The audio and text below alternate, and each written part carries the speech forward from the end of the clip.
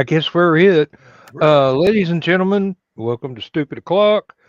Joe Dog has a scratchy throat and he's not able to talk very well, although he is still his eloquent self in text. It just kind of hurts for him to say anything. Oh, Please don't hold any parties on our account. I'm John Scarborough, and welcome to Stupid O'Clock. He's Dan Hollifield. He welcomes you to Stupid O'Clock, too. Yeah, And and that's he's Joe Joe. Dog McKeel, and he silently welcomes you to Stupid O'Clock. And you can tell by the look on his face, he's just pissed he can't talk. And let's introduce the rest of the Rhodes Gallery. We got Joe Bachman, I'm Dan Rather. Oh, uh, or rather Joe Bachman. or rather, Joe Bachman. The lovely Rich. And sliding into home plate at the very last second, Kiri. Yay! Hey, Gary. Hello, Hey, hello. Gary. I guess Full house. I'm gonna be the one telling all the puns tonight. Unless Cindy Cap Uh. decides to join us in the peanut gallery, yeah. Y'all should get together. Y'all have a similar sense of humor. Hey, Kiri, if you Hmm? tell political jokes, you could be a pundit. Oh. Okay, that one got me. Why do I click the link for this show every week? Masochism. Oh, This is how you can tell we're not in vaudeville. The giant hook has not come out to grab and pull John off stage. Oh, wait. Let's go to- Good. Okay. I like your little tag there, Joe Dog.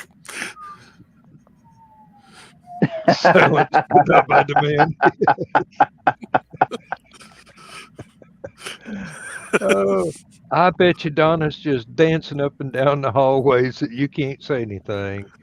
Actually, why do you remember the old? You remember the old Bugs Bunny cartoon thing where the character would eat alum, and their mouth would pucker up and they couldn't say anything. Why do I picture Donna fixing him dinner and putting alum in it?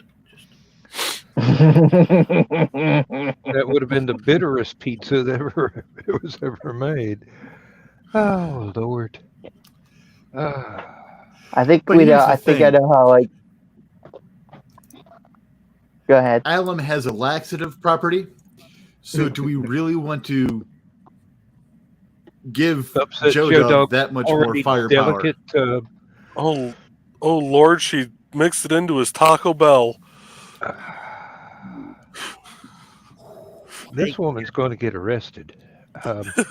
And that's when the world went to war. Hey, Gary. Hmm? Hello? There. Hello. I got a new video for you. Oh no. Time to do some sketchy shit. Doo-dah, doo-dah. Did not get away with it. Fuck, you fuck, fuck, fuck.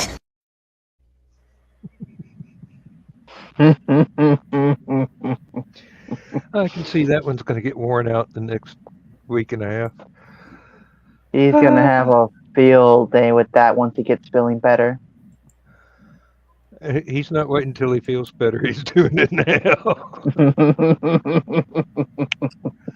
Straight through the goalposts of life. Hey Joe, you know why you should never fart in an Apple store? They don't have windows.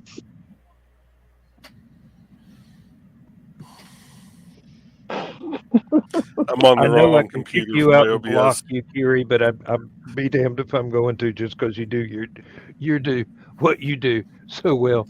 Mm,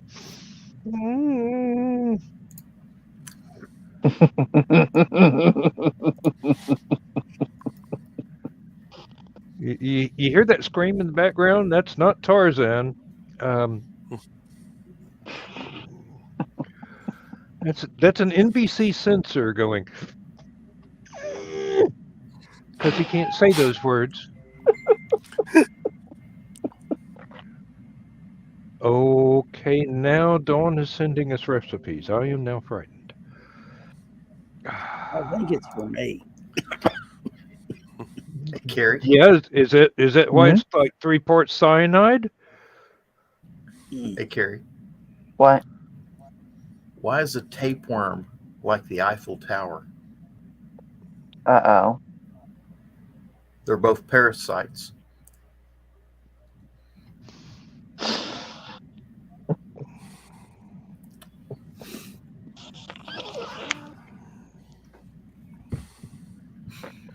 Hey, with that, Joe went good night, everybody. I think he's too pissed that he can't tell his jokes now. Hey, you guys won't believe who I ran into on the way to the optician today. Uh-oh. Who? Everybody. I knew the answer to that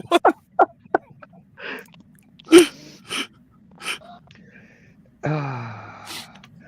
And actually, this is better than Thursday night, so, we don't apologize.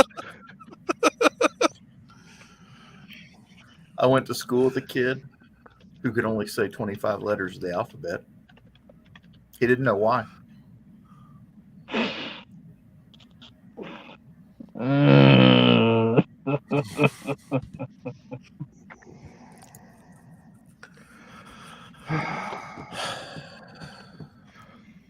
One of these days. Did you hear about the depressed chickpea? His life was all doom and gloom.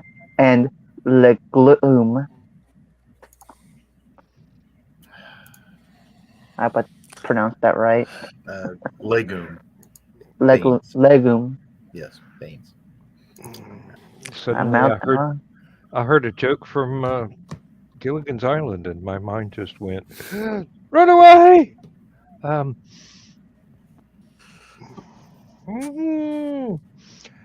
Yes, we're off to a fine start. Now, we'll see whether or not someone needs a topic. Someone needs a topical anesthetic, is what it is. Maybe not topical, but at least popular. Thorazine does not Lordy. count. Carl, put the needle down. Oh, we have a topic tonight, Carl. The topic happens to be puns and how many people we can get to groan all at the same time. If we succeed, we change the orbit of the Earth.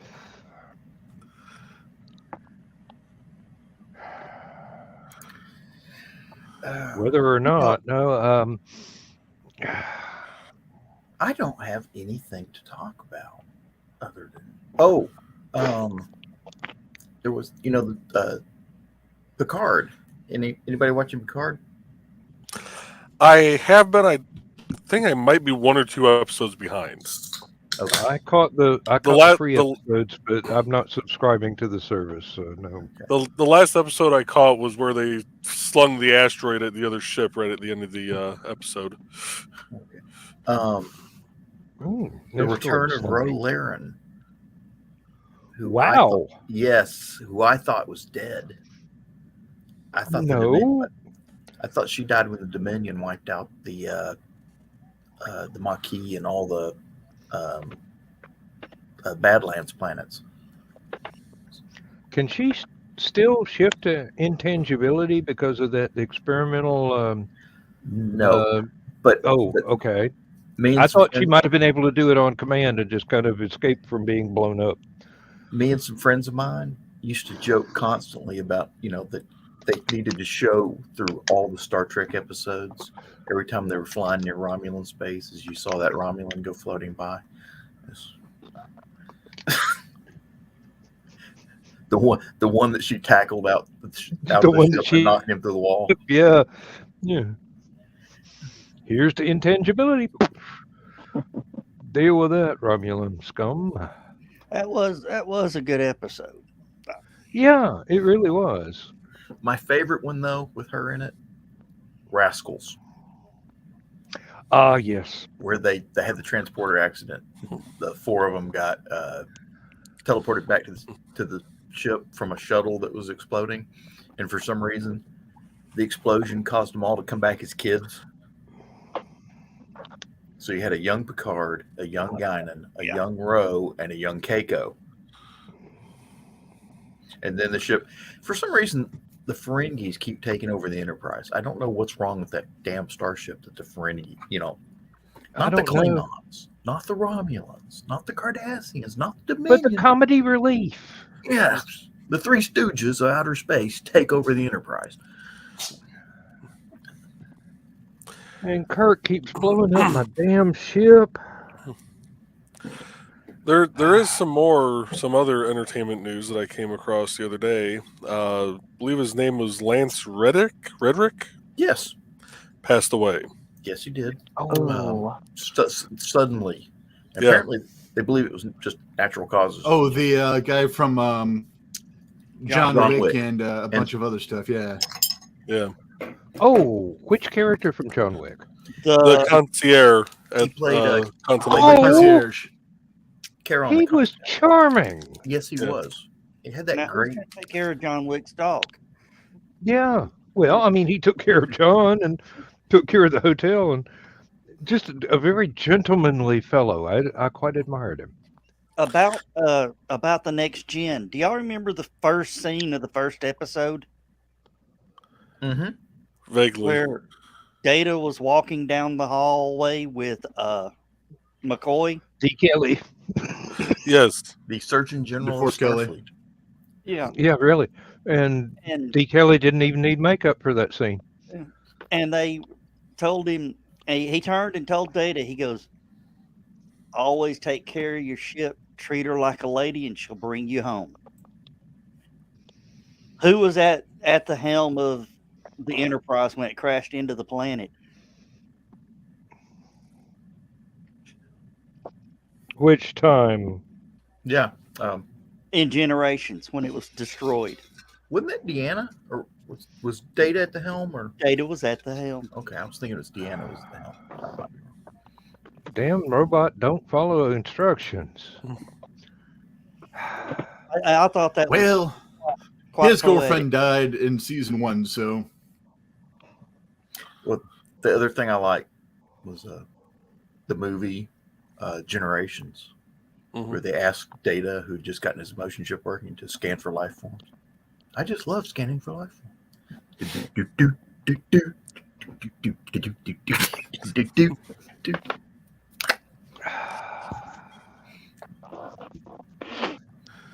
Yeah. If you know anything about Brent Spiner and all the characters he plays, that was Brent Spiner being Brent Spiner right there. Yeah, and the cast was kind of annoyed with him about bragging about being in Independence Day and the Star Trek movie in the same year. And it's basically shut up. I heard the story. Well, he's also a great voice impressionist. Yes. Yeah. And if you ever one day he called Patrick Stewart's wife. I'm sorry, my dear. I can't come home, but I'm going to be late. We're shooting late tonight. Oh, that's okay. And then she asked him another question. Then she answered with, Brent, damn you, and hung up on him.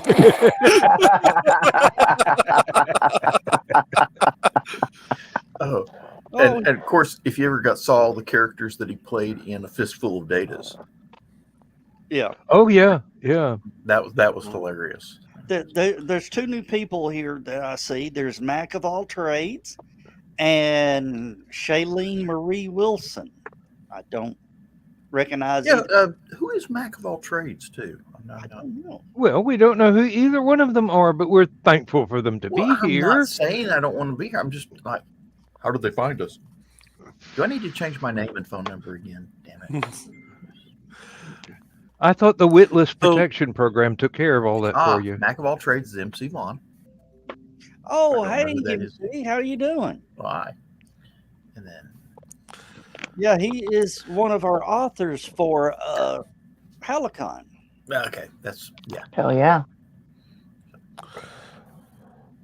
One thing I remember reading about this season of Picard coming up is they're supposed to bring Moriarty back. Mm-hmm. Same actor, even. Yep. Hey, the man needs work. I mean, seriously, he's a good actor. I'm wondering, you know how they got that planet that's making all the synthetic body now, right? Yeah. Mhm. I wonder if they can put Moriarty in a synthetic body. That was done in the Questor tapes, wasn't it? No, Same actor? yeah. What this season is a total wrap up of all the loose ends. Mm-hmm. Now, I'm still trying to figure out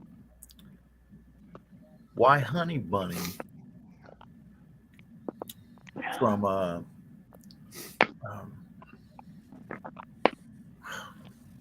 I forgot the name of it.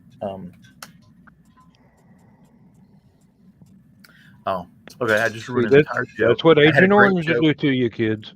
I had a great joke because I can't remember names. Second one.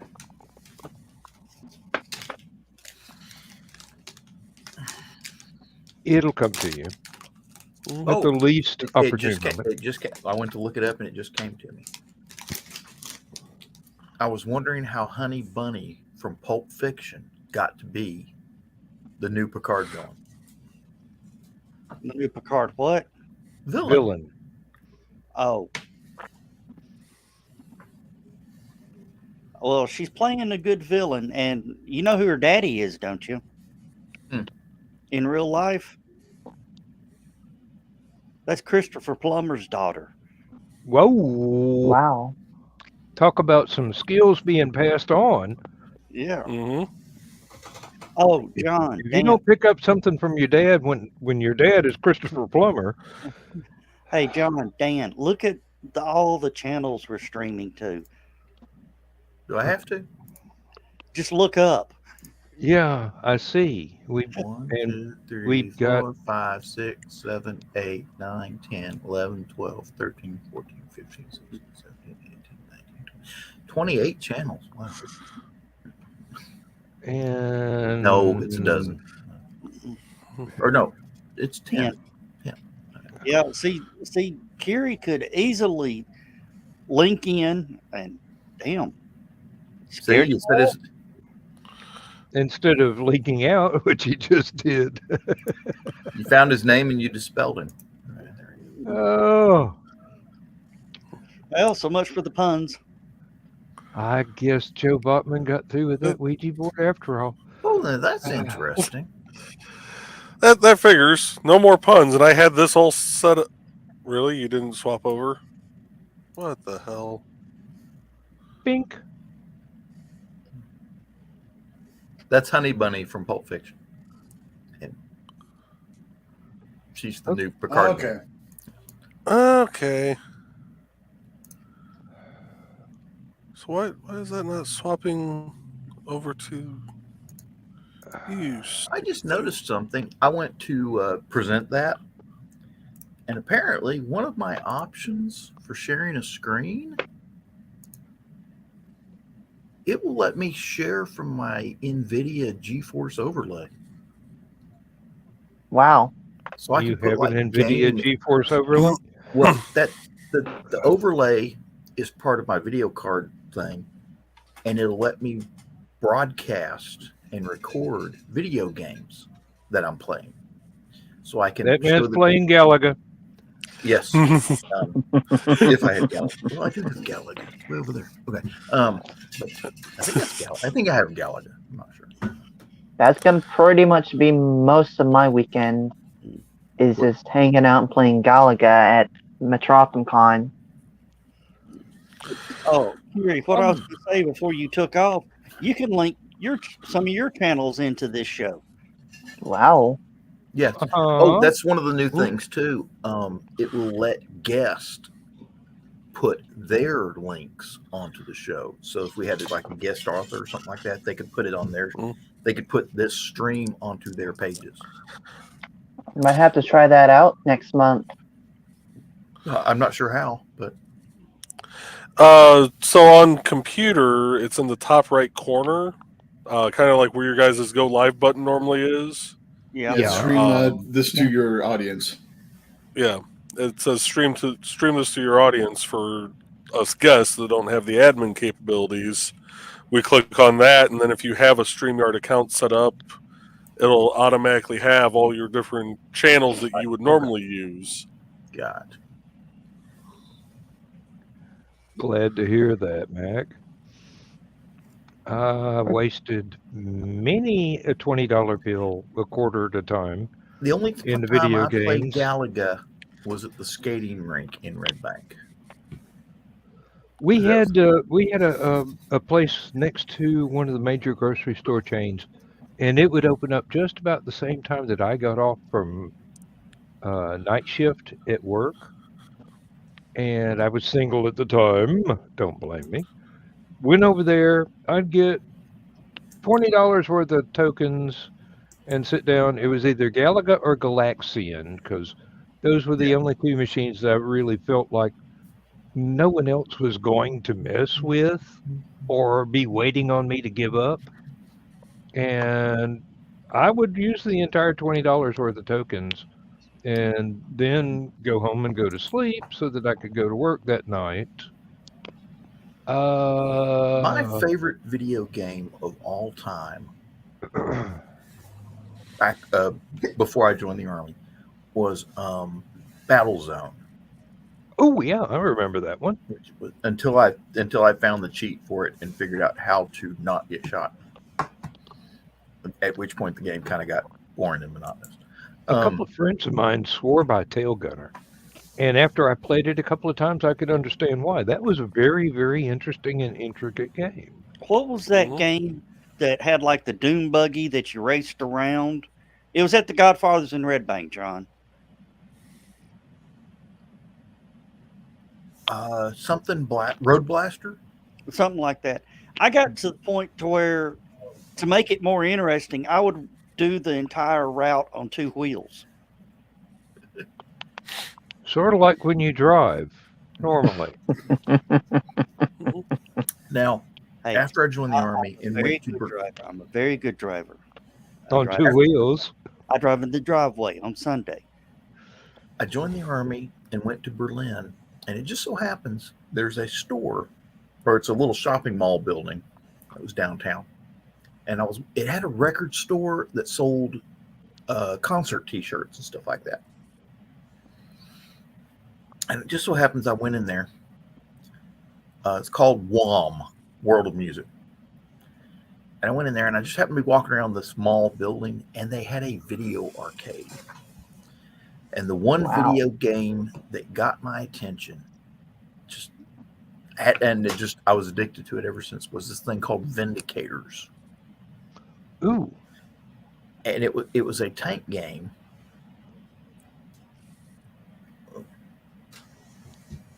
Oh, good hack there, man. Wow.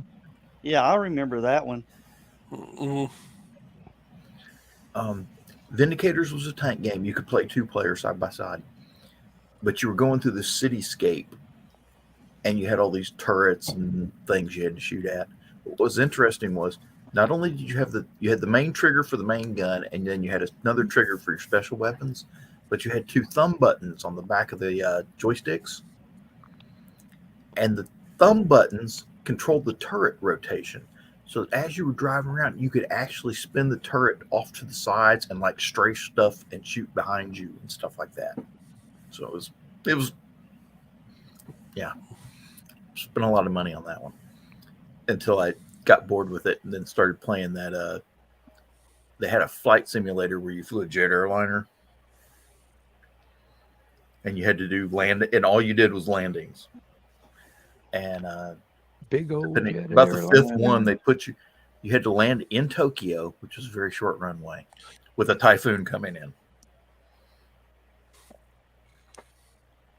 Why would you want to land in Tokyo when there's a typhoon coming in? You divert to someplace in Siberia where it's safe whether you from want typhoons. to or not, because there's a typhoon. Yeah, really. Just ride the wave. But it was one of those where you had you had to make the landing like this and then hit the runway and straighten out. It was... Oh yeah, with the You were coming in at an angle because of You the had to do the side. crosswinds. You had to do the side slip. Mm-hmm. And because you had like a 70-mile-an-hour crosswind or something like that. I've actually sat down and watched videos of actual airplanes doing that, and it's I'm just going. You could not pay me enough to be a pilot. No, I couldn't even do that in a video game. Oh, Well, it makes you wonder how they fit in the cockpit with balls that big. I mean, see, that's the thing. That's why it's called a cockpit. Not the green If a jet room. Not the airliner green does it, room. if a jet airliner does it, it's like, oh my God, that's a great pilot. Military aircraft do that all the damn time because of how big they're. B-52s pretty much invented that. And then you got the big cargo planes too. You see them coming down the runway sideways all the time. yeah. I can just see a C-5A pilot going, I'm bored. I believe I'm going to make this landing approach sideways.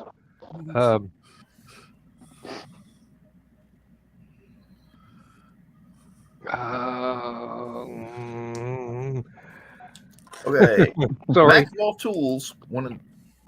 Tools? Maxwell Tools. Somebody's been buying stuff made in stainless steel.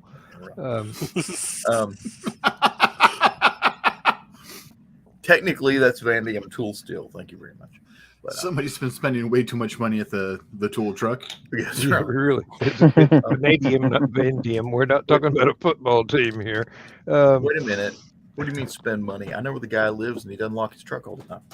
Okay. Anyway.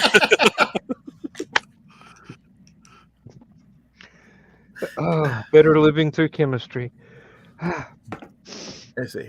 Okay, you guys look at. Remember Death Race? Now I'm wondering, does he mean a If video he means the game, or movies, is he yeah, talking but about the movie? I don't remember a game called Death Race, so it obviously didn't make it to my area. But I do remember the movies.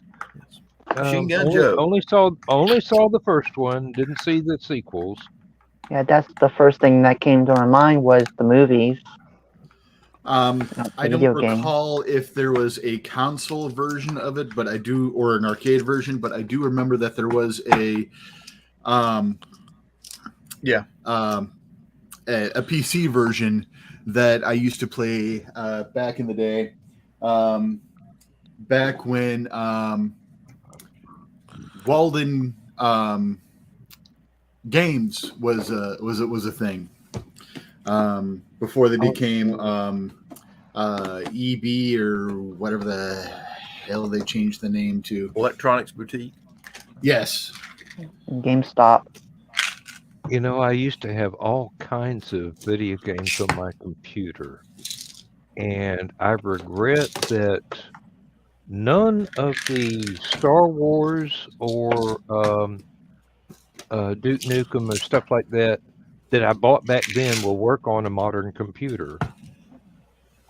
Well, I mean, you can do it with an emulator, but no, it won't even do it with an emulator. I've tried time and time again. It would be nice if it would. I would love it if it would, but I don't have time to play games on the computer anymore. The most gaming I do is on my cell phone when I play solitaire when I'm bored. Other than that, Doom 2, Heretic, Hexen, Star Wars. There were 3 varieties of Star Wars that I had. A Star Trek encyclopedia thing that included a walk around of the Enterprise. There was one based on UFO from Jerry Anderson, where you could either be in the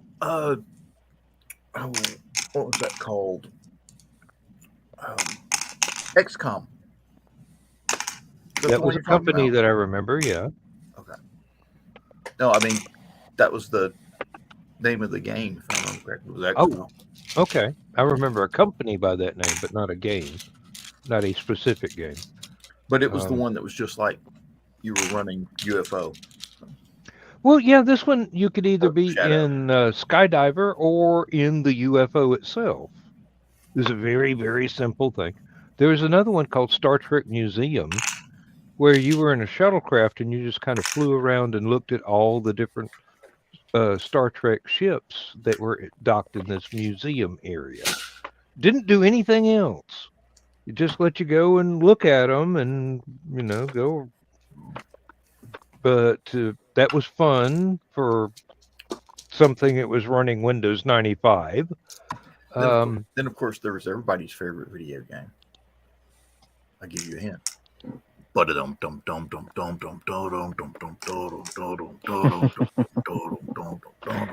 Oh, yes. I'm guessing that's the baseline from Ghostbusters, but I never saw a video game based on it. No, Spy Hunter. Yes. And then PlayStation 2, I think, made a console version of it.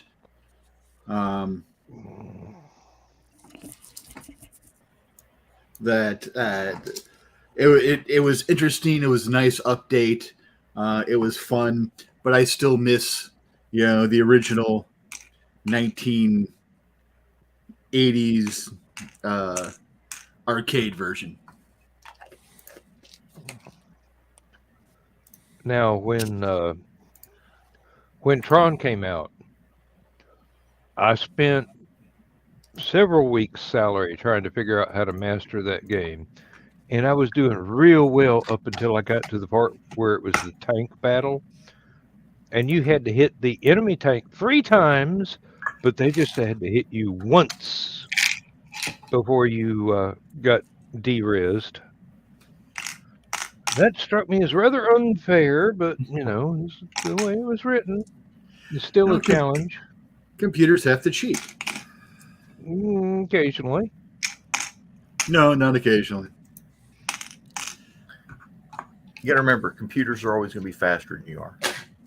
Sorry, cheating is a ugly term. They have to use alternative engineering. The human brain is actually faster than a computer. The sad thing is the human brain is distracted by so many things that's the reason why we don't come up with answers as fast as a computer does. No, and cheating it's not cheating. It is a liberal interpretation of the rules. Actually, I always liked the one about thinking outside the box.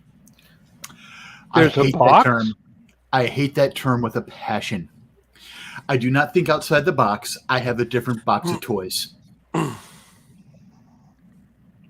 didn't I used even to drive know an there was a armored box. personnel carrier. So, yes, I think outside the box.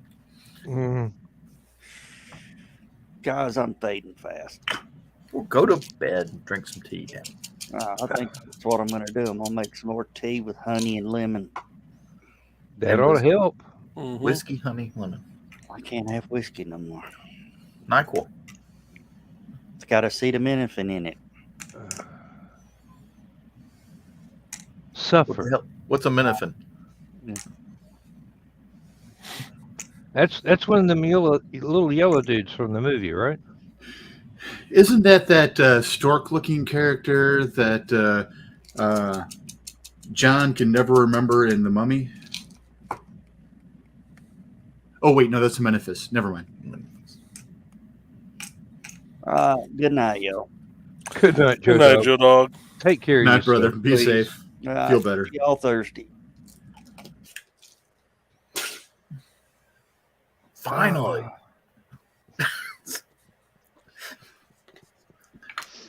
Now he is master of all he surveys. Yes, I have seen Blast from the Past too many 100 times.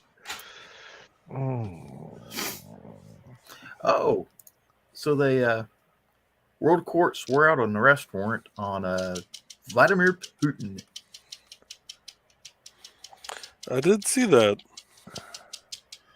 Sorry, who wants exactly how they to? gonna make that work? There's an arrest warrant out for him. I mean, it's a good Uh-huh. start. Who wants Just- to arrest him?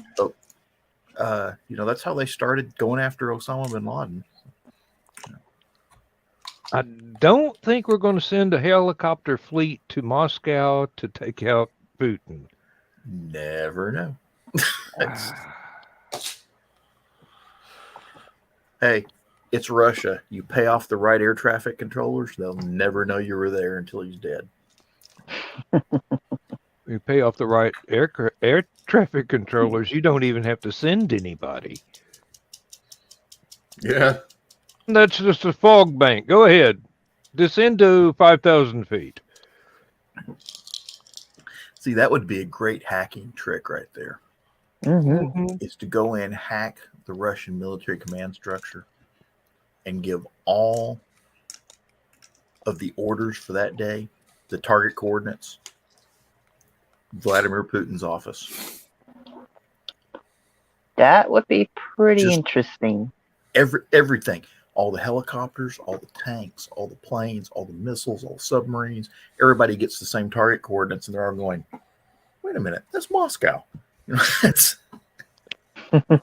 Let's do this. Boom. Slap the big red button. Whatever aircraft he's on, hack the computers International on the friend or foe? hack the systems on that vehicle so that it sees the floor, as 1,000 feet or 2,000 feet lower than it actually is. So as they're descending, they're still descending too fast at. That would be too subtle. I mean, I like my idea. Fiddle with the international friend or foe and have it come up as a Tomcat headed for Moscow. or a Ukrainian MiG-29 headed for Moscow.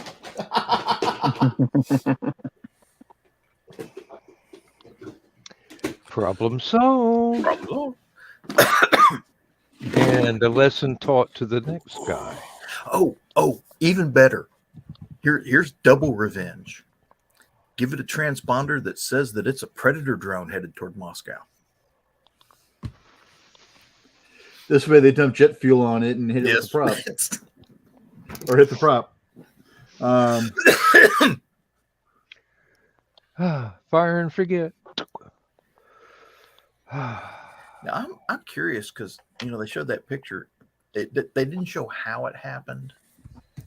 But apparently that MiG actually hit that drone enough to bend the propeller. It's a prop-driven plane. Yeah, I saw a video of that. And it shows the propeller had stopped and it was bent. So they hit it. There was a collision of some sort. I'm wondering if they hit it with the landing gear. Yeah, that's what you were saying Thursday I would night. say I thought it was landing gear entirely or likely.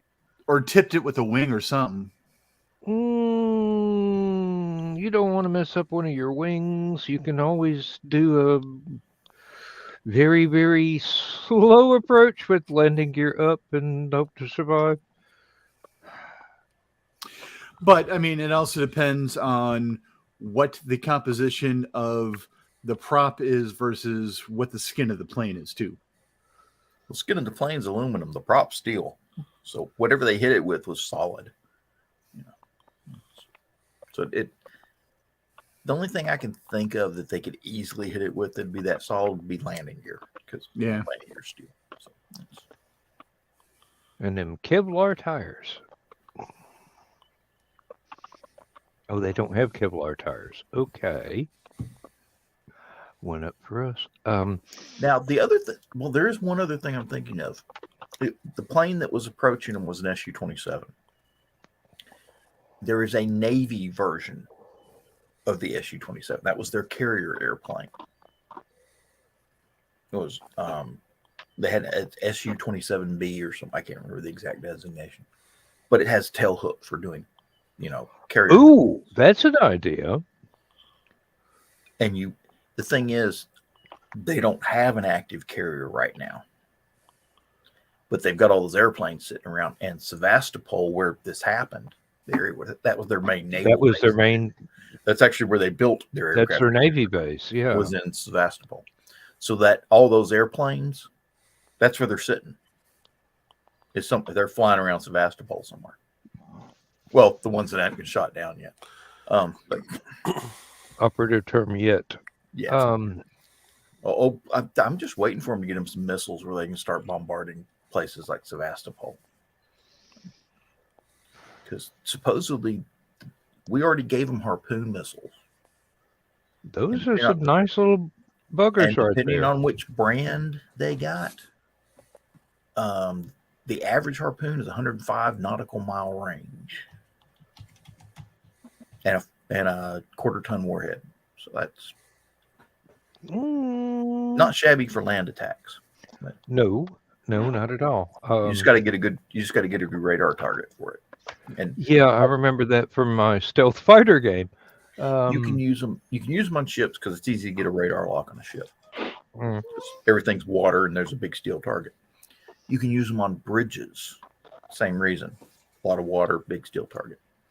It's hard to hit other things unless they get one of the advanced versions like the SLAM missile. The SLAM missile is basically a Harpoon with a land attack warhead. It's a Frankenstein missile. Okay. Well, going back to the video game, it let me have remarkable success on actual radar stations. You get pinged, you launch a Harpoon towards the ping. No, that would be a Harpoon. Mm-hmm. Or no, I'm sorry, Harm. No, it let me get away with a Harpoon doing that. Because Harms is a high-speed anti-radiation missile, and that's the one that's designed to home in on radars. Well, the game only let you load up stuff before you actually started the flight, so you couldn't switch in flight without going to the we're not going to give you a score for this because you switched to training mode.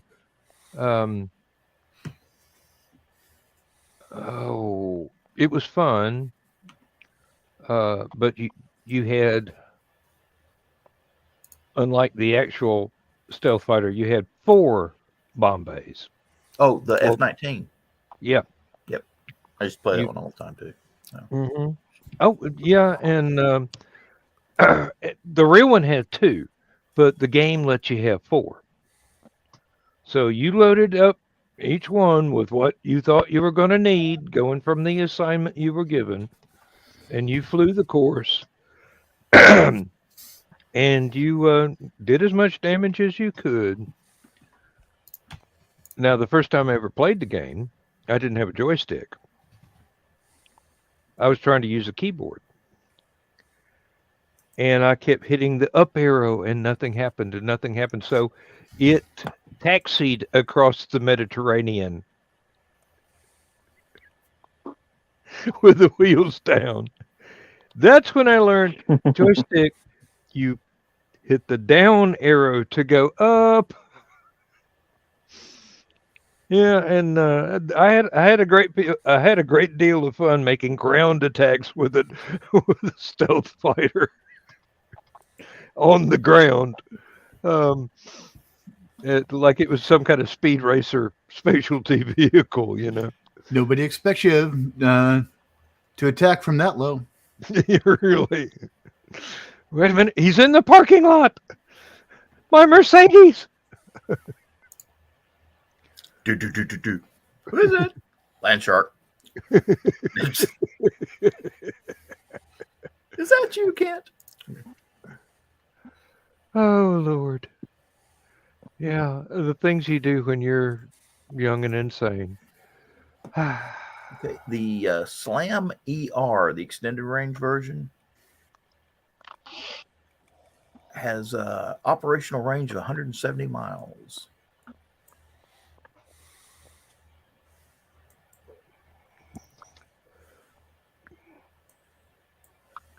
Sort of like a 30-06 in the hands of some Finnish guy.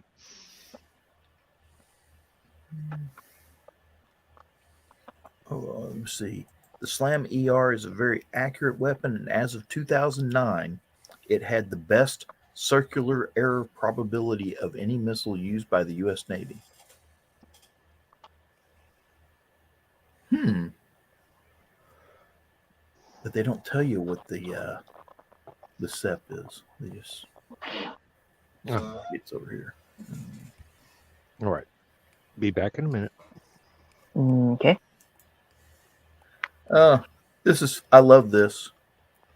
It's talking about how this is the new advanced missile for shooting at bad guys and stuff like that. And I love how all the current operators, of course, the United States invented it, but it's talking about all the current operators, and they're all people that are facing bad guys that don't like the U.S. Okay. Saudi Arabia, South Korea, Turkey, the United Arab Emirates, and Taiwan have all got this missile.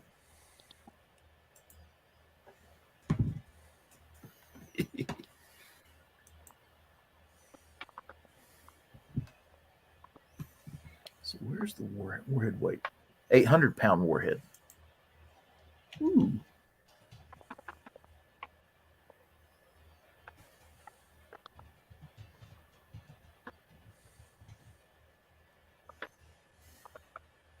Odd that they've got it listed as, I guess you could call it a cruise missile.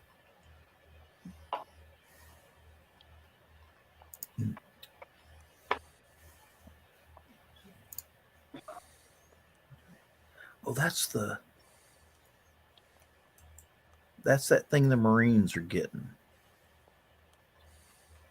It's the truck with 4 harpoons on the back of it, basically.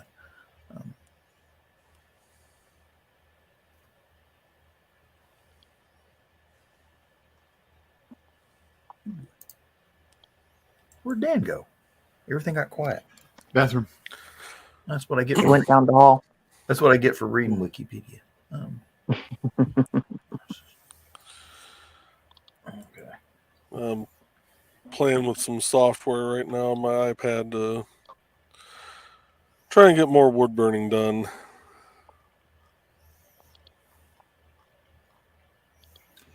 Trying to find the manual for the carpet cleaner that my sister just gave me.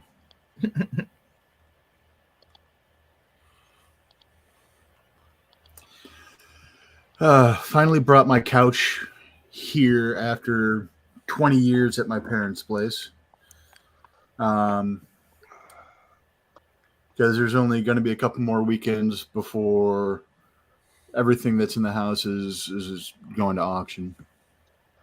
And spent the day taking care of that. So it was good that the licensed branch wasn't able to do the stuff that we needed to get done, so we can get out there earlier to get stuff done. But thankfully, it was the non-insane. Well, I take that back. Brenda's insane too, but Brenda's insane in the good way. We'll take your word for it. Brenda's like a manly version of me, but female. But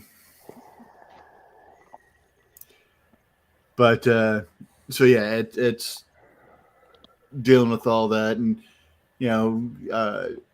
we finally actually have a couch in the apartment. We are so happy. The dogs are happy too because they can finally get up and sit next to us and fart while we watch TV. But everybody got to have a hobby. Yep. And John, I was listening while I was down the hall. You said they've got a truck with. Oh yeah, the Marine Corps is getting this new thing. I don't know if it's operational yet or not, but I think it just went operational this year. It's a truck mounted harpoon missile launcher for coastal defense. You can shoot at ships from trucks, and Taiwan is getting these things, and I think I want to say the Marines currently have them in Okinawa, and I think Japan's going to be getting them too, because Japan just ordered 400 Tomahawk. They ordered Tomahawk land attack missiles, which is odd because, you think they'd want anti-ship missiles, but they do make a anti-ship version of the Tomahawk, and they're not. It's different in that it's got a different radar setup or something in it. But okay. I was hoping it wasn't just swim fins. No.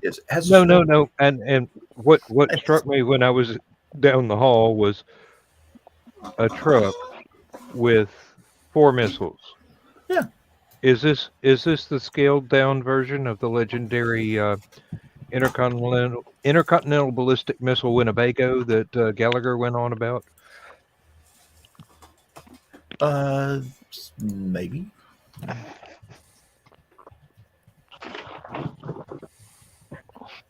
couldn't find a picture of the.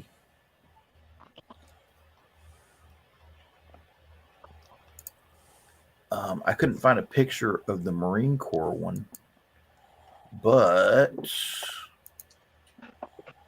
see here. This is the Danish version that it is based upon. Mike Jimmy's got one. Okay.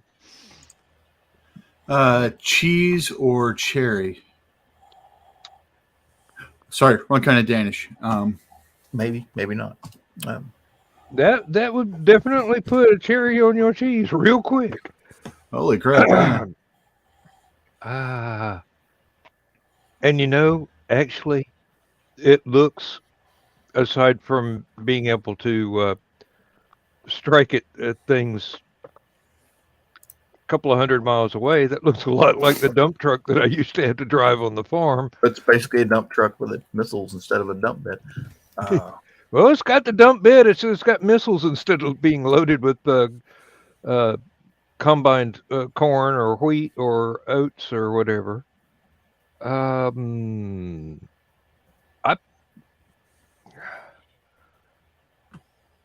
believe that would be pretty awesome.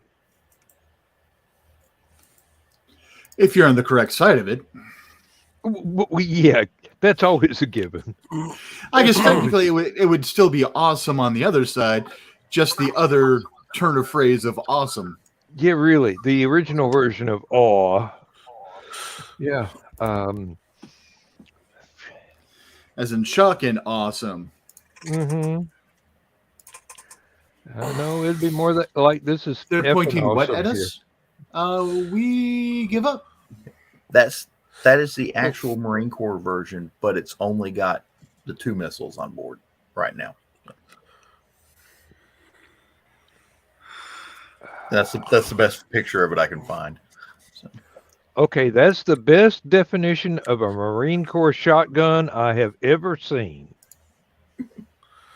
2 barrels, don't get in the way.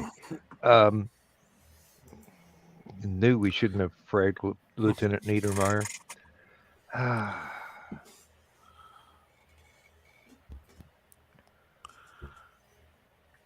Lord, now I can't even remember what movie that one was from. I think it was the Twilight Zone movie. It was the Twilight Zone.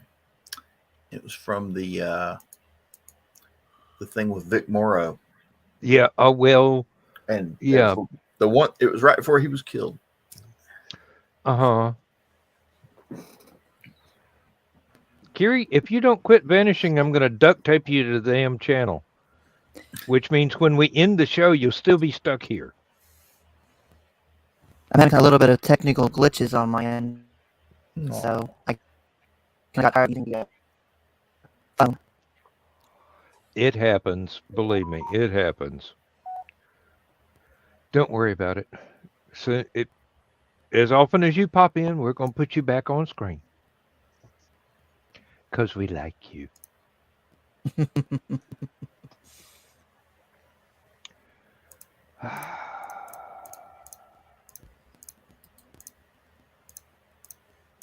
Isn't this a whole lot better than talking about Joe Dog's farts all night?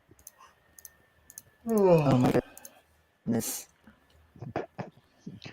I think Yes, being Thursday night waterboarded might be show better was than not talking about Joe the Dog's farts all night. Thursday night show was not our finest hour. It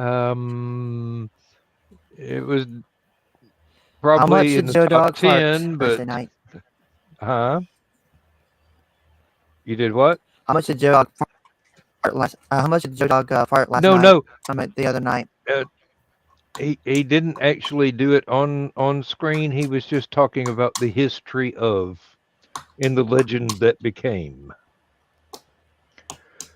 Oh my goodness. There are certain hotels that ask him to take the stairs from now on.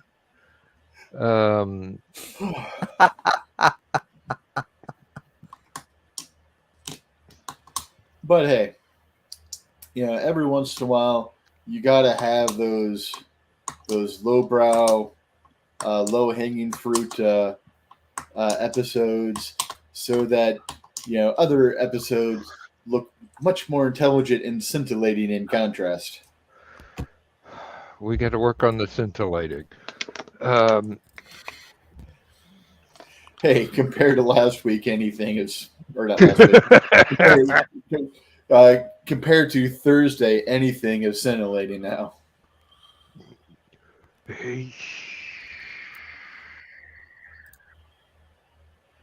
We could talk about Chihuahua reproduction, and it would still be more highbrow. I don't know. I'm thinking Deadpool 2, but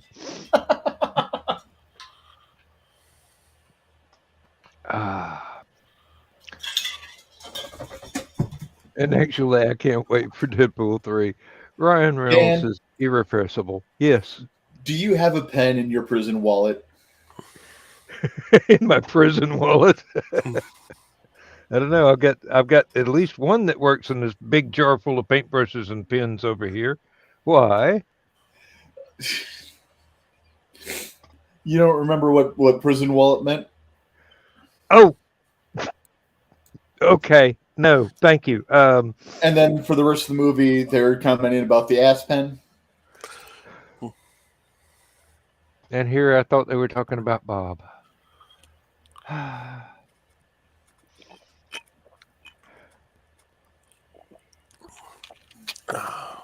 That one was a little obscure for everybody, but if you know my sense of humor and the contents of my library, you will eventually figure that one out. Not going to insult a dearly departed but highly appreciated writer of puns and fantasy.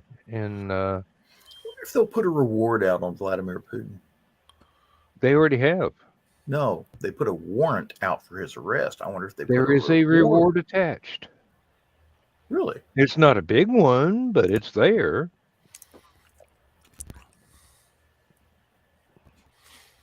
And now John's looking to see if it's worth his while to get up at 5 a.m. tomorrow.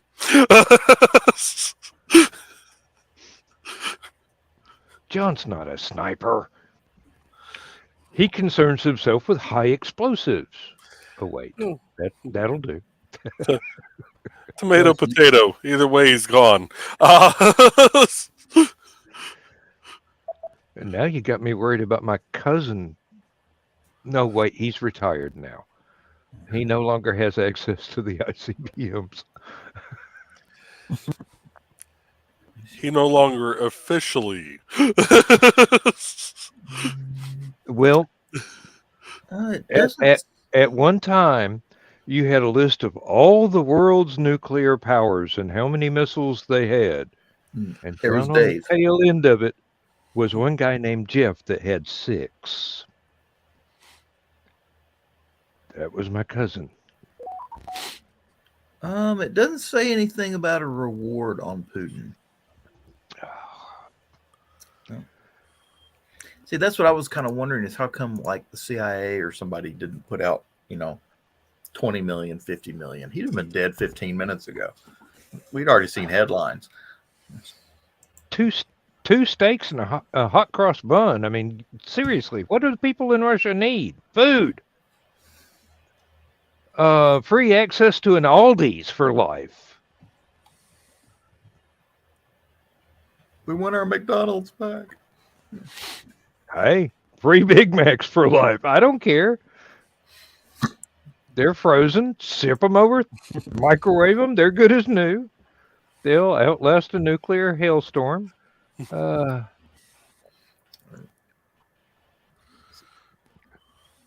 I wonder now. Wait a minute. All this money they're shipping over to Ukraine to pay for the war. Ukraine could put the reward out for it. And what's funny is, right after they put the warrant out on him, yesterday he flew down to Crimea, the occupied area that the Russians have down there, and was doing some big interview, driving around Sevastopol. And what'd you call me? Oh, I never turned off the speaker for the other computer. I just got an email. I wondered where that ping came from.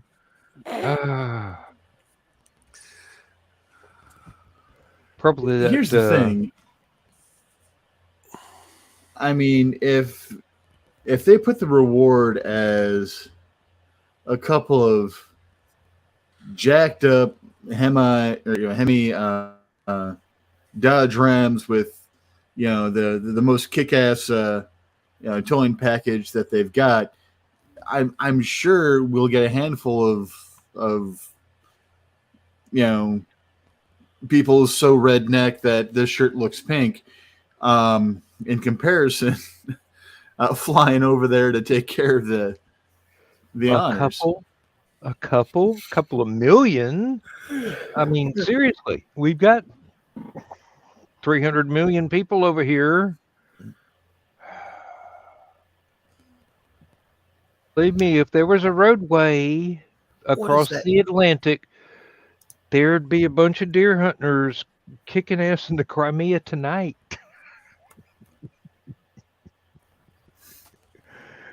They train to hide. Where'd Cousin Jim, Bob, and Bo go? They train to hide up in the top of a pine tree in 40 below zero weather, waiting on a deer. Okay. To show its head 2 miles away. The guy who's running Chechnya, not personally, Kadyrov, the wannabe Muslim redneck. Now there's a concept for you. If you've ever seen an interview, with the guy, you'll understand exactly why I said what I said. Okay. Ramzan Kadyrov, he's basically, when Russia took over Chechnya, he's the guy that wound up being in charge. Okay. So he's pro-Russian. And it's kind of like, it's almost like a militant Rush Limbaugh kind of, yeah. Oh, Jesus, that's a he was the guy that wanted to send, was it 20,000 Muslim soldiers to fight against Ukraine. He's also the one that said, "Yeah, go ahead and nuke Ukraine." Gentlemen, we are honored. Oh, you do it. I did just pop it in for a second, mainly just to show you this. If I can.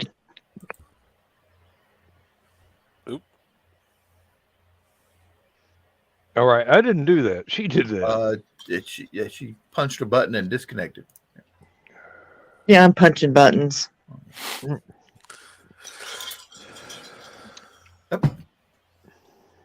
Oh, what are we looking at?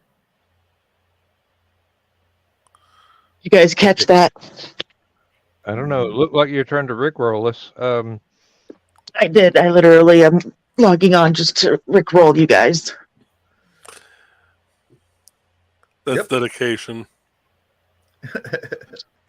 You're in pain and you are still rickrolling us. What? You are in pain. You are dedicated. You're in pain. You're suffering, and you rickrolled us. Okay. Joe Dog would be proud. So, well, I just wanted to pop on because literally we just flipped that on there, and I'm like, you got to be shitting me.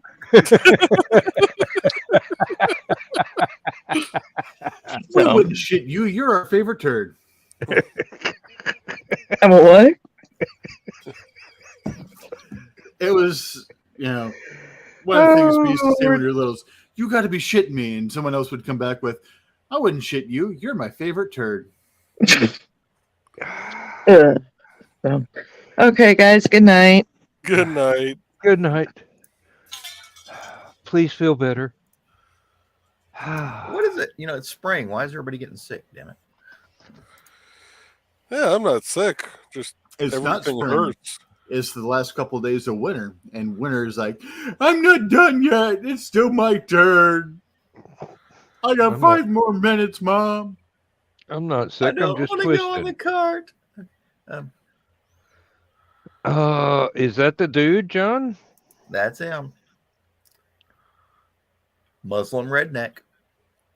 Thought I was kidding when I said it. That's the guy in charge of all the Chesnians, yeah. Well, I was thinking more of the looks like he should be on an episode of Duck Dynasty.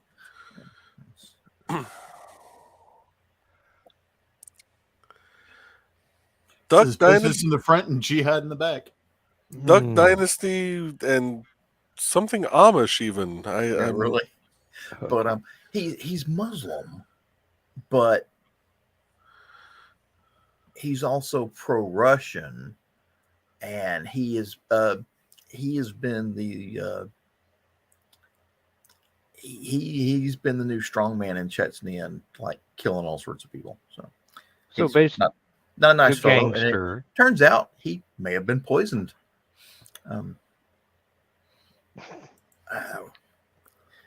Okay. Sources say that he is critically ill at the moment. He is. They put out a press release saying, "No, he's fine," which in Russia means he died 2 days ago. We're just trying to work up a video right now. Give the processor time. No. He's fine. He's fine. He's resting. Norwegian blues are known for that. Beautiful plumage. Beautiful plumage on the Norwegian blue. Oh Lord. This is a dead parrot. Yes.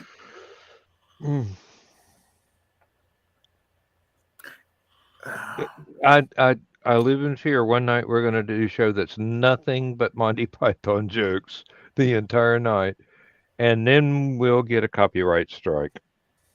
Only if we do them well. Yeah, our finest hours, and then have to take it off the air. Live from Stupid Book. As long as the work is transformative or satirical in nature, they can't. It would be fair use. Hey, we'd all have to wear the Excuse me, how the hell do you satirize Monty Python? Actually, that's been done. Effectively? You make it even more absurd. Yeah. I was going to say, wouldn't you have to make it serious then? No. It was called, there was a thing. It was a satirization of Monty Python called Spamalot. Which the play? Yes. Okay.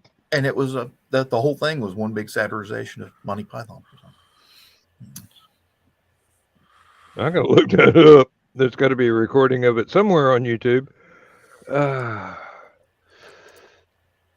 Fair use. There's a license. If not public domain, then this has got to be seen by everybody. Let's see. Got to be better than Hamilton. And I'm sorry. A lot of my friends are going, Hamilton's a great play. We love the songs. There are several. I'm glad. I'm not going to put it down in front of you. There are several YouTube recordings of Spamalot. And apparently it's a musical too. So. It would be.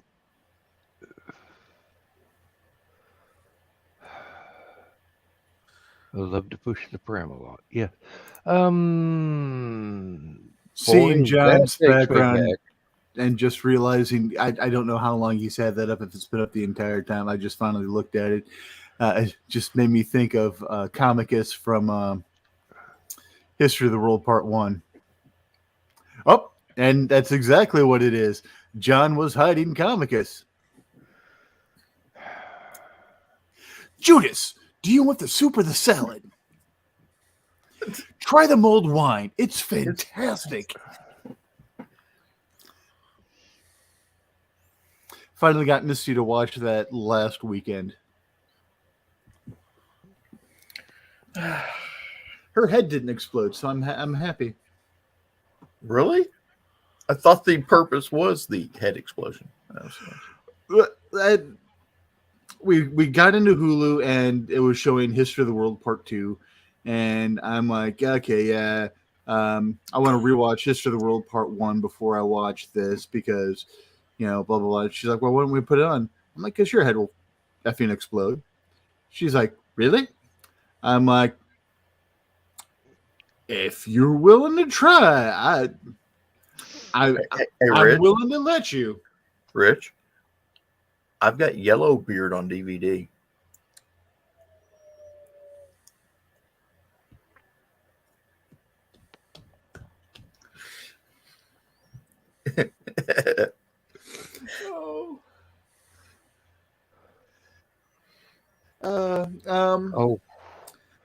What's the other one that is damn near as Yellowbeard absurd? was playing in the clinic for people to watch while they're getting drained. I'm like, really? All right, this is a really cool, laid back, place. I'm just like, that's not something I would ever expect here.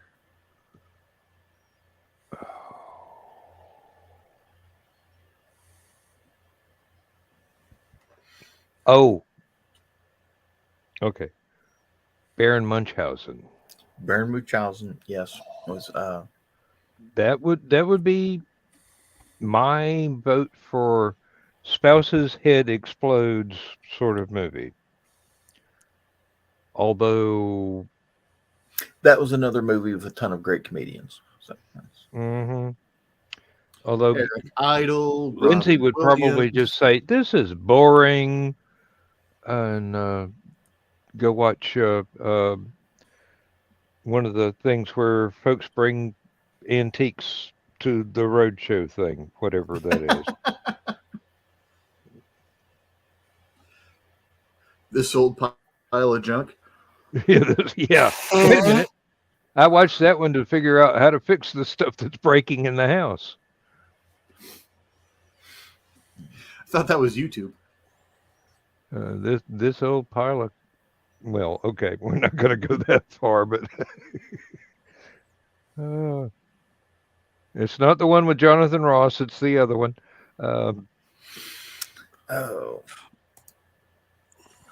Oh dear. Sometimes my sense of humor goes, you're supposed to be sane?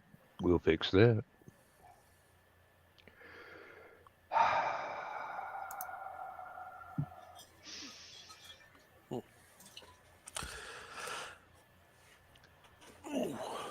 I really need to put together my new chair. Alrighty. Well, guys, I'm gonna hop off here. The night, kind of taking out using the laptop. Well, you're getting all robot voice. That's so, for having me on the show, guys. And oh, you're welcome anytime. You are Have welcome a good night. anytime. And Joe and I are sorry, not sorry for extending your stream last week. I plead the fifth. No, we drink the fifth. All right. Well, that too. So you guys have a good night. Good night, sibling. And this is why I will never do a subathon on Twitch, because I know I will be stuck on there for about 90 hours. Just because of what I'm afraid Kiri will do to me.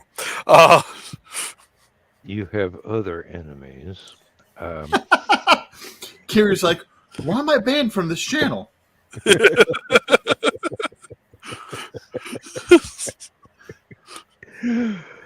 Department of Health and Safety. Oh, Lord. Yeah. Problem is, Kiri would just be on their channel going, okay, subscribers, you need to go raid this channel. Kiri's like, all right, time to make a new channel.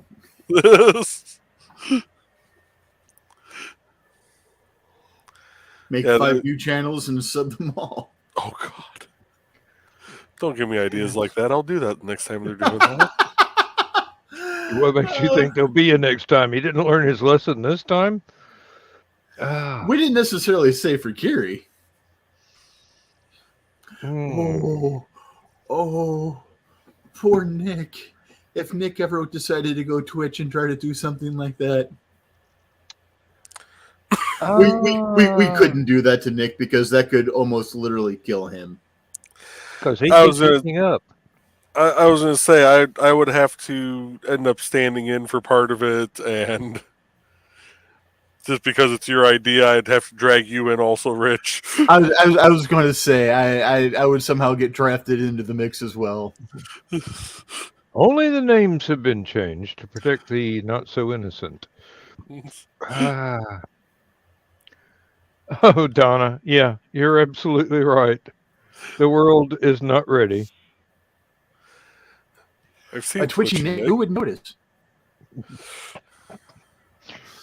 You say his name again, he's going to pop in. Who hasn't seen one? Beetlejuice, Beetlejuice, Beetlejuice. You rang.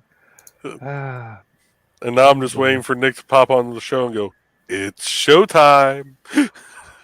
Hobbit Swordmaster, Hobbit Swordmaster, Hobbit Swordmaster.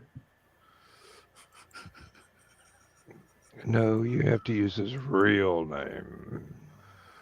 I did. Lord Nicholas. I'm thinking more the urban legend Nick. Wizard of South Haven, Wizard of South Haven, Wizard of South Haven. Now that one might work. Be careful what you wish for. Mighty Manatee Man, Master of Marketing.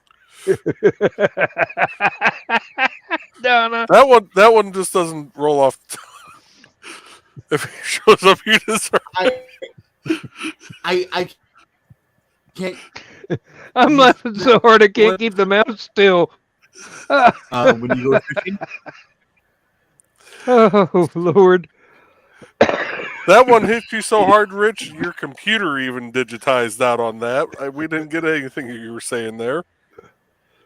Oh Lord. But me? Yeah. I can't say master of marketing.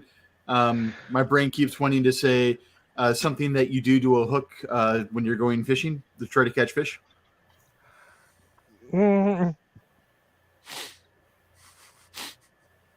Friday night. I'm trying to keep it not green room.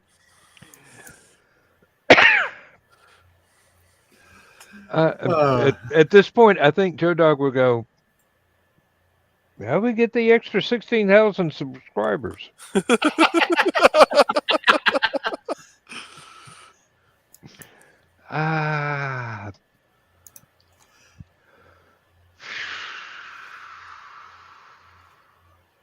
Yes, that other, yeah.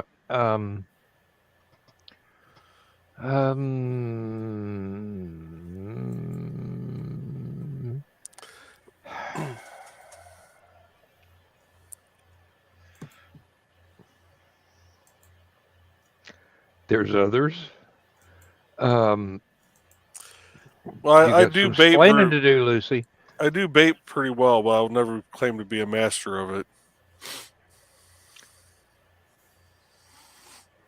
And this would probably be a really bad time to say my oldest boy makes fishing lures for fun.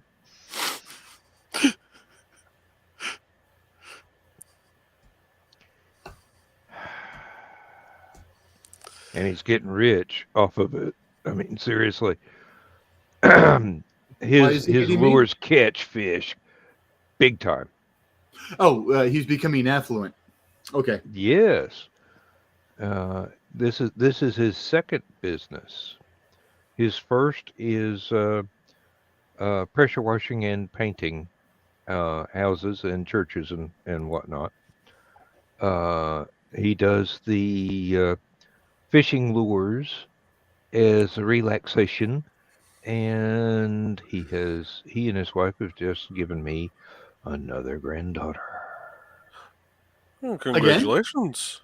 Or no. Still the one from a couple months ago. The same one from a couple of months ago. Yes. I was going to say that's a quick turnaround. Oh no. They had to struggle to get this one all the way. There was a congratulations to you for being Papa once again, and for him for becoming a pops once again. Or is this his first one? No. This is the second one. His oldest boy has actually already served at least one enlistment in the Army. Wow. Yeah. Oh wow. Yeah. And it's been 20 years since his little boy, more than 20 years since his little boy was born, but I think 20 years between kids is not something you need to sneeze at, especially when you've been trying so hard. Mm-hmm. So I'm glad that there's no health problems with the little girl, and she's and Mama, great. Yeah. She's beautiful, absolutely lovely. She's got the most gorgeous laugh, I tell you. I have never seen a baby smile so much in my life, and I'm old. Oh. Yeah, folks, that's one thing that not a lot of people know about me.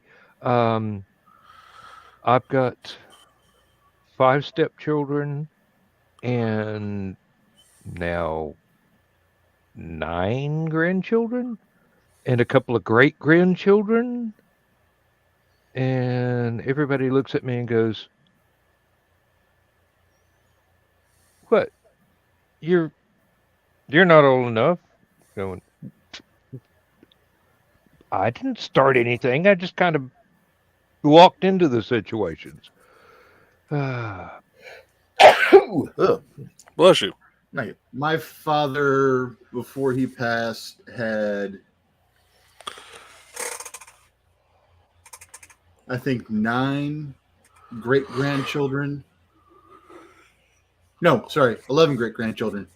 Forgot to add my grandchildren in there. Had 11 great-grandchildren and 1 great-grandchild. I'm sorry, 1 great-great-grandchild. It's not something that I ever expected out of my life, but I'm damn glad that I was able to survive this long to see it happen. Mm-hmm. I love my kids, even though nobody ever invited me to the conceptions. I'm sure that was merely an oversight.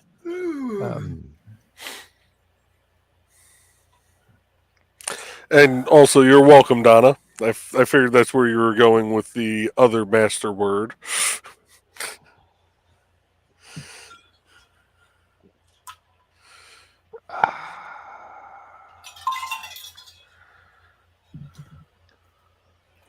But sorry, we've still got half an hour.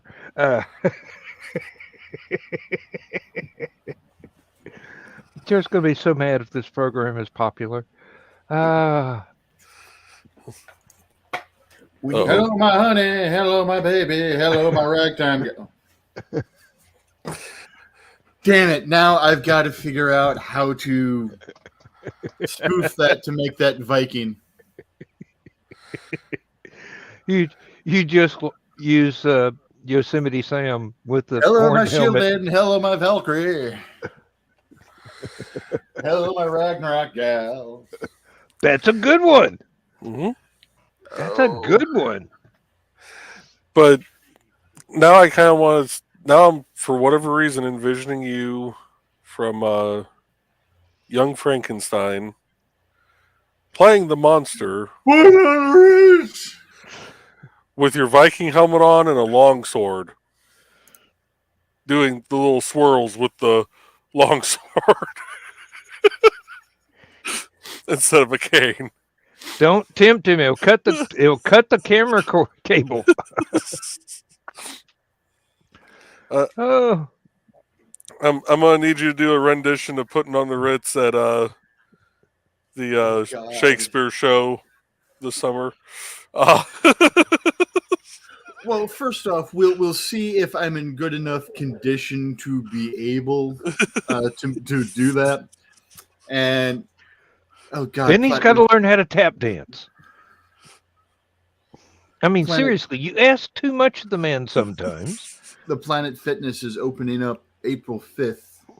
We're already members. We just joined, but it's opening up April 5th. And one of the reasons I joined that was because of you and your, maybe we can get Rich to come out and do a longsword demo. Okay, now I can just see you going and signing a membership for Planet Fitness and go, name Galactus.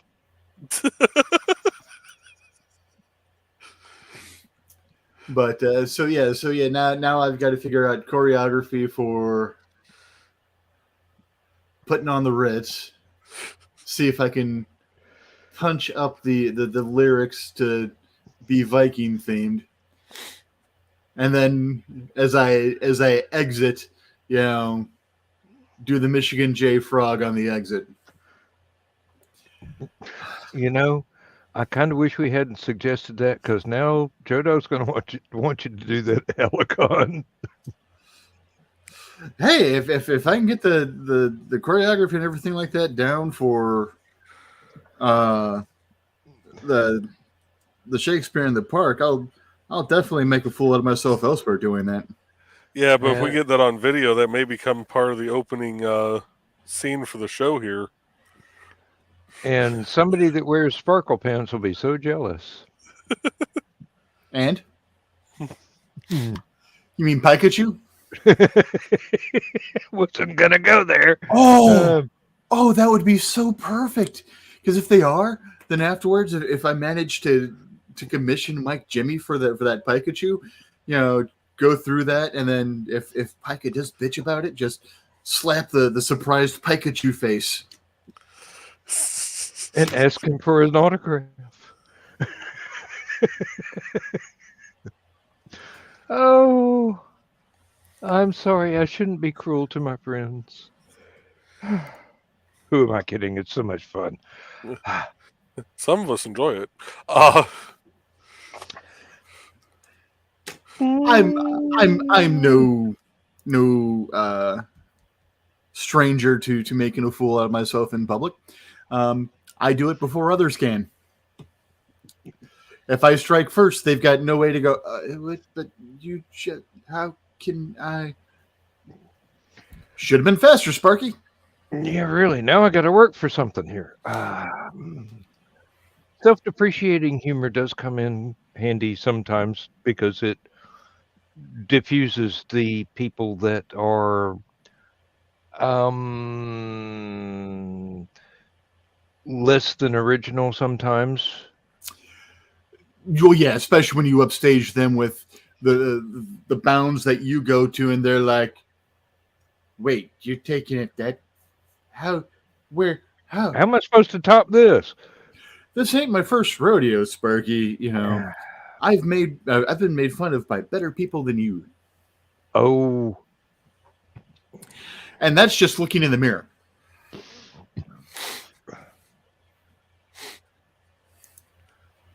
I have quoted Tom Baker's Doctor Who to a couple of people at work that were trying to intimidate me. It's been a long, long time since those people were there. I mean, they're long since gone. But you just look them straight in the eye and go, I've been tortured by experts. I don't rank you very highly at all. one of my favorite things to do. And so between graduating high school and going to college, something broke in Richie's brain in a good way. And I stopped giving a flying fig about other people and stuff like that. So people would come up and they'd start making all sorts of just mean ass comments. And I would just flatly look them in the eye and go, this is supposed to elicit what reaction? That is a very good one. I admire that. I wish I could steal it. I can't find any way that I could apply it that they would understand. Yeah, usually the word elicit. They're long gone by now. I mean, it's like that was an opportunity that I missed by 25 years. Yeah, a lot of times the word illicit makes them go, "Art," like a dog watching a card trick. You know, but it's I learned that, and just the sheer look of frustration on their face, as one, they're trying to figure out what illicit means, and two, they're like, what I said is not bothering this guy. How can I'm like, if you want the attention back, upstage me. Until then, I'm just going to, fabulous, just take it all, And of course, that would always get them scared. I'm like, no. If I were to turn that way, it would take a far handsomer man than you to go ahead and do that. Now, she might turn me that way because of how. Sorry. So says the long-haired leaping gnome. Oh Lord, which one was that? Okay. That was some group that Eric Burden was in. Drink the Wine. That was the name of the song. I don't remember if it was War or if he was still with the Animals then, or if he was Spill on his the Wine, own. and it was with War. Spill the Wine. Okay, thank you, John. My memory is not 100%, but it's 95% beer.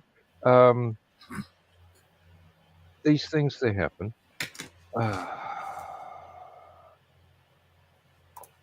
Let's see.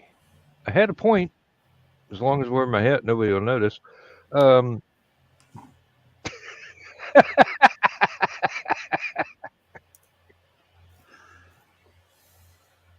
Me and my arrow.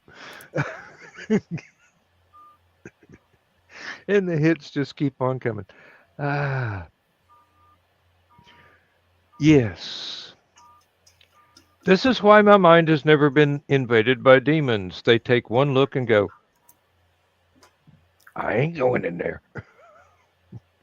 You first. Were you just listening to Lowrider, John? Were you just listening to Lowrider? I was listening to Spill the Wine. I heard something that almost sounded like the beginning of Lowrider, and I'm like, all War songs kind of start the same way. Damn good band. Damn good band. Wish we could play it out loud. I really do, but copyright strikes are a thing. And well, we get enough of them on this 10 seconds of it. We get enough copyright strikes on the Star Spangled Banner. Somebody's copyrighted over in the Middle East. Or some Iranian copyright striking the national anthem. And for HallowCon, some idiot actually hit us up with a copyright strike for also for Zarathustra. Yeah. 1,000. Well, what was it? 600 years old? Something. No, it's not that old. Well, it's got the flavor. Anyway, at least want to touch an obelisk. And in one of the fun ways, my God, it's full of stars.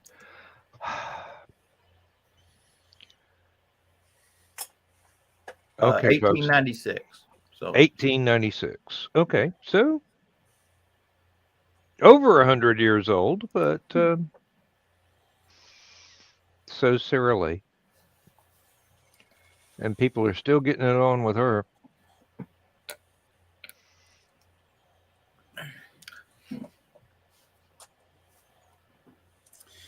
Yeah, do you people understand that's not how that works?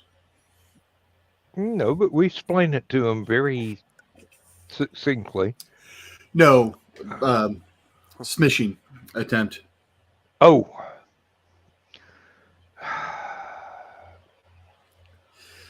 I love when I get voice phishing attempts and stuff like that, and it's although I have seen a new one that I do want to try. I think it was something that was posted in I think it was either Stupid O'Clock or Secret Humor group, where the lady was just still answering her landline, just doing weird stuff, and started, oh, hey, I've been waiting to get a hold of you. I want to talk to you about your car's extended warranty. Hello?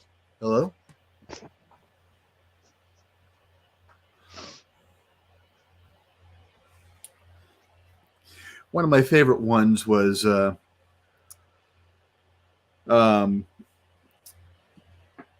multiple times I've gotten calls where, we're calling from the Department of Discover Visa and MasterCard. We want to forgive your credit card debt.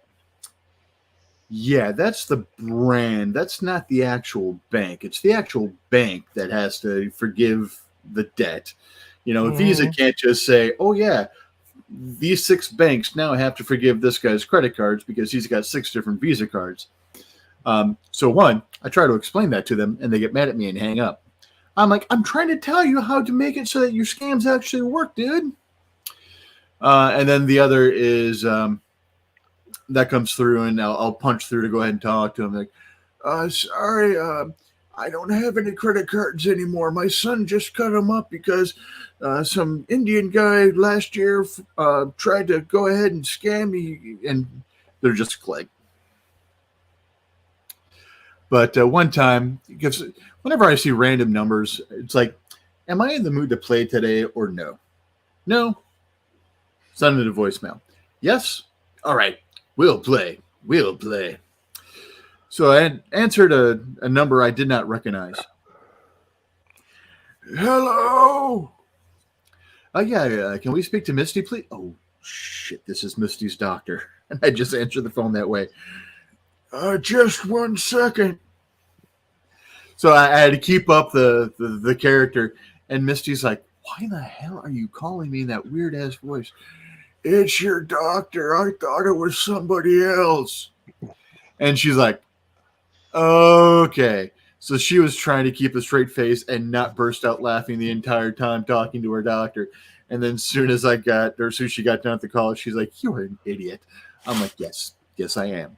I've never, ever contested that statement. And damn proud of it. No, I have thought very, very much.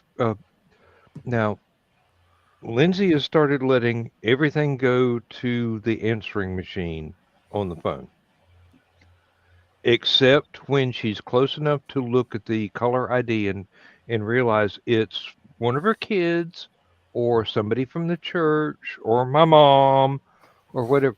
But somebody important. I was thinking the best standard answering machine message would have been something on the order of FBI Wire Fraud and Telephone Fraud Department. This is Officer Obi speaking. How can I help you?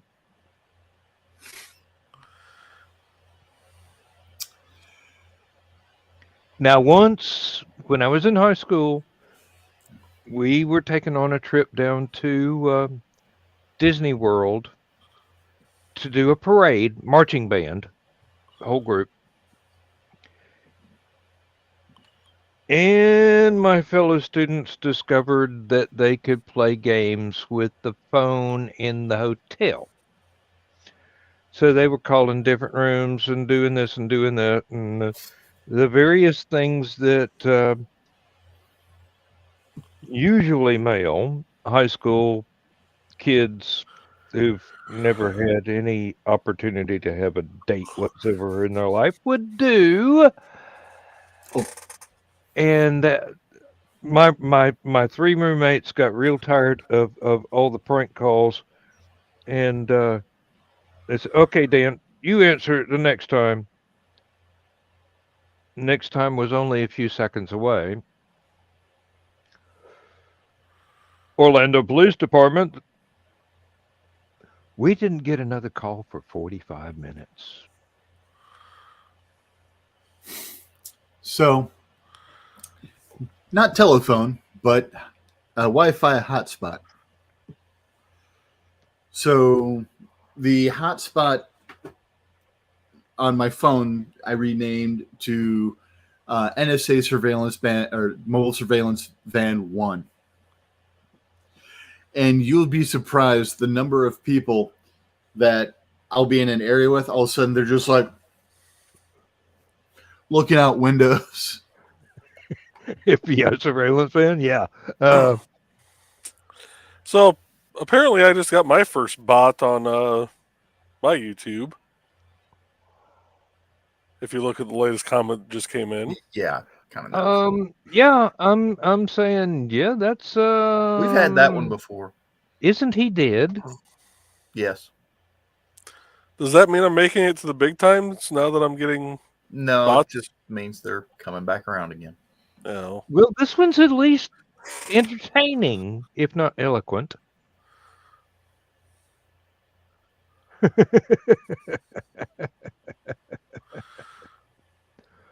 And actually, I believe that's a live person and not a bot. Really? It might be. I'll be darned. I don't know of any bot that can recover that quickly and giggle. So yeah, they're getting better.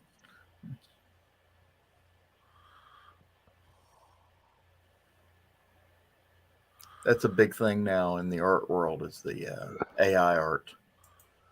Yeah, well, no, and it's something that people have noticed in publishing the AI stories, and they're so far they're not good enough to make it past the round file in the slush pile, but I'm afraid they'll get better. Send them a rejection slip so figure out how to do it right. It works for live people. I mean, seriously. They either get discouraged or they figure out how to do it correctly. Now, what's really discouraging is this person has more subscribers than I do, and they have no videos. But they've been around since 2016. Well, and no, I don't have any urge to chit anytime soon. Need another beer, but that's give me 3 steps. No big deal. Whoa, somebody went bot hunting. Give you 3 steps. Give you 3 steps, mister. Give you 3 steps towards the door. Mm-hmm. Oops, wrong button. And here's Johnny. I've got too many tabs up. That's the problem. I told you, Coke Zero is the way to go. Give up the tab. And if you believe that, you'll buy this watch.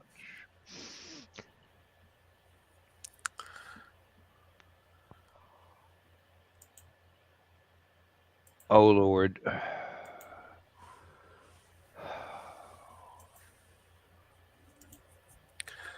We're just about getting to that time, gentlemen.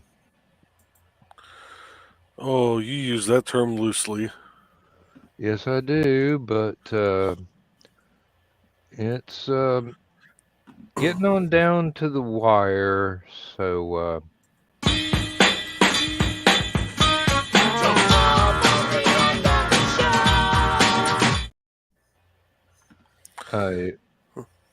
John, you want to do the end credit stuff so I can get my show started? Sure. What, right now? You? No. We've got 10 minutes. We got 10 minutes, man. Here we go. Bye, everybody. Somebody's saying something really bad about Roger, man. I've heard entirely too many Cheech and Chong routines in my lifetime. Or then again, maybe not enough. If those guys ever have a reunion tour, I might buy a ticket. There's some classic stuff.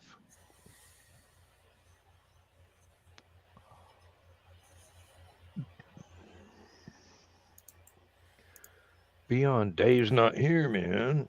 I actually got to see them on American Bandstand. Ooh. Live. American Bandstand. Back in the day.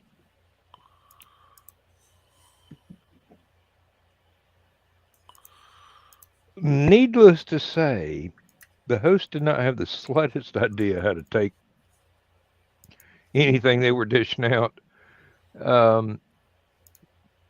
Poor man. He tried. He really tried. But they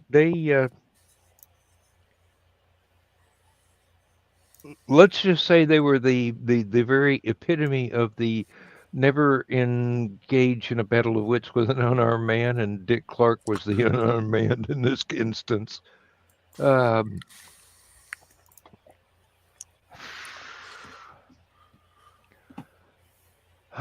Lord.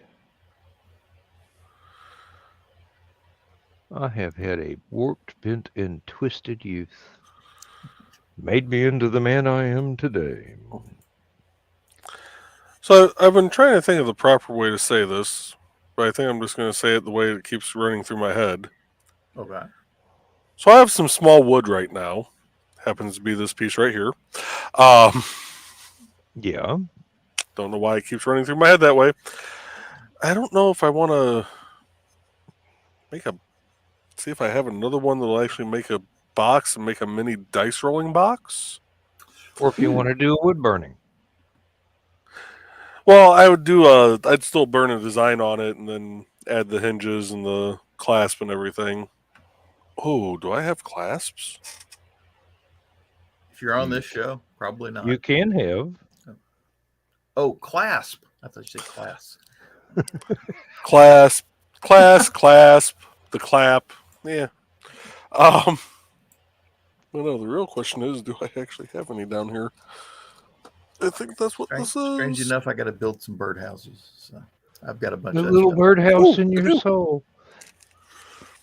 I do have some, but there's no screws. Be right back. There's no screws. Oh. What do I do with the screws? There's that bag that fell there. Well, you need to go out and get screwed. No, I have a wife for that. Mm-hmm. Okay. I have a bag of clasps. I have a bag of hinges. I do not have a bag of screws.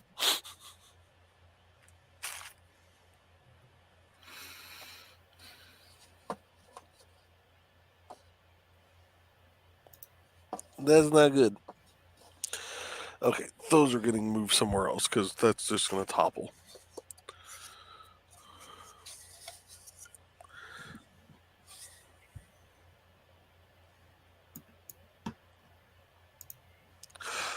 It was my other screen that I saw out of the corner of my eye. Good Lord. I saw something move and I thought it was further over, and then I realized that I have us up on my other screen also.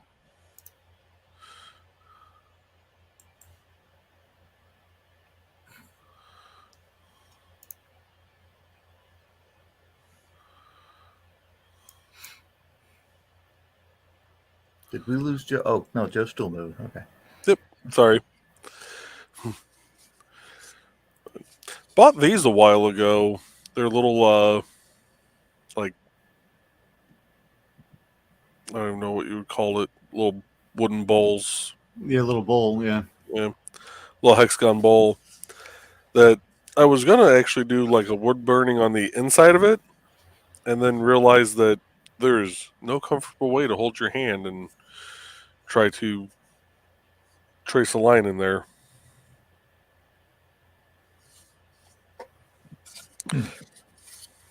Now here's the other thing, Joe. I love you to death. But are you willing to strangle me to prove it? Please threaten me with a good time. I was going to say, I don't know if I could afford the cost for that. But the price of gas these days? Probably not. If someone, but if you create a dice tower, is your luck for dice going to transfer to that tower and screw? There's one way to find out. Why do I hear a Linda Ronstadt song now? Hey, Joe, there's an idea. Build cursed dice towers and wood burn that on the side. Cursed dice tower. You know, it's you'll and sell them for folks for presents for their DM. Why can't I get above a 5 tonight? We're cakewalking this dungeon. Turn the dice tower around. It says "Cursed Dice Tower" on the back. You know. Oh no, you'd burn that into the bottom of it. That way, the DM never sees it.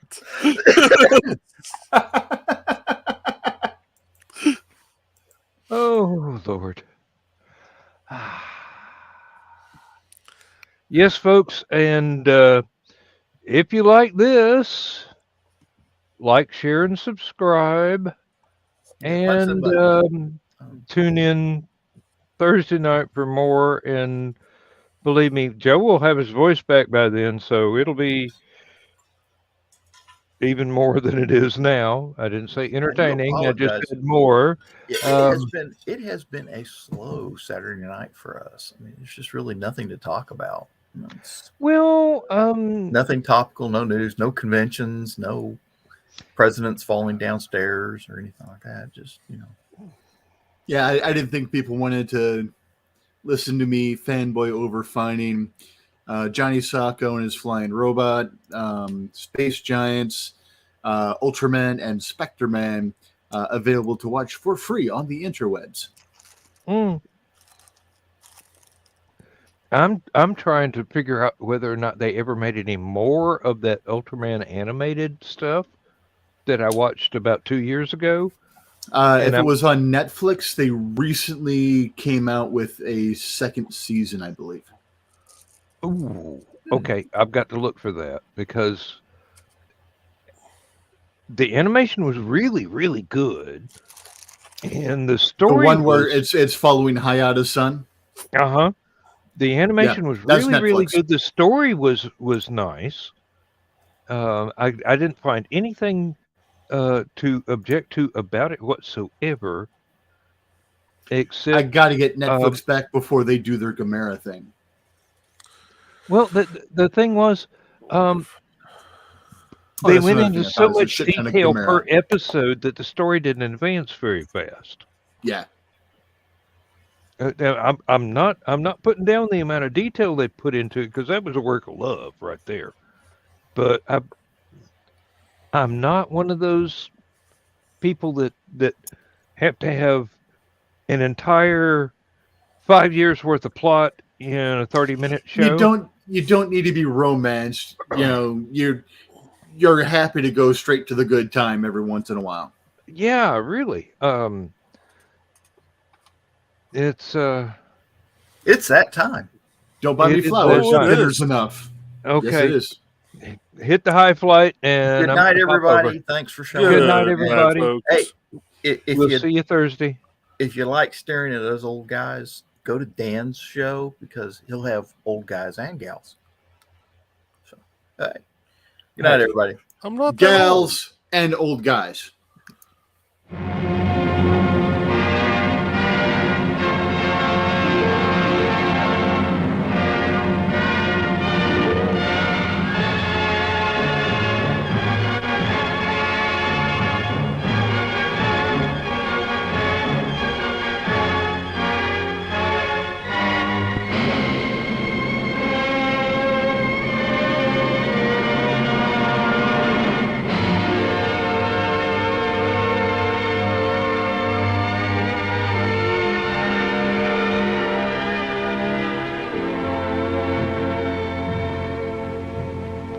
I have slit the surly bonds of earth and danced the skies on laughter-silvered wings. Sunward I've climbed and joined the tumbling mirth of sun-split clouds and done 100 things you have not dreamed of. Wheeled and soared and swung high in the sunlit silence. Hovering there, I've chased the shouting wind along and flung my eager craft through footless halls of air. Up, up the long, delirious, burning blue, I've topped the windswept heights with easy grace, when never lark nor even eagle flew. And while with silent, lifting mind, I've trod the high, untrespassed sanctity of space, put out my hand, and touched the face of God.